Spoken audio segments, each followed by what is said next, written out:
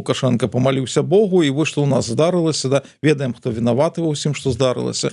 Вось, і вось гэта аварыя, якая была ў Мінску, да, ну, слухай, у цябе палова тваёй сталіцы засталася без цепла, а ты ў гэты дзень разважаеш, як Еўропа замерзне без расійскага газу. Ну смешна просто. Ну, просто справа-то ў тым, што зіма прыйшла нечакана. Нечакана, ну, але ж ён маліўся. Тому не, ось тут не. Мне заўсёды падаецца, як ён вельмі хутка і вельмі арыгінальнае выйсце знаходзіць з гэтага сітуацыі.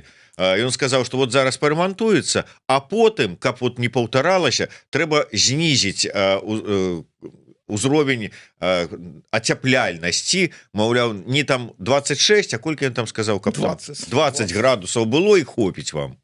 Ну, слухай, я, конечно, 20 падтрымоўваю, я таксама не люблю, калі горача, але тут жа гэта не... Гэта ж чаму робіцца? Гэта ж робіцца таму, што у нас зношаныя гэтыя цепласеткі. Вось, яны просто не вытрымліваюць. Ну і аварыя ж здарылася менавіта з-за гэтага. Ну там быў каментар нашага міністэрства энергетыкі, да, і ну з яго відавочна вынікае, што аварыя здарылася таму, што зношаныя цепласеткі.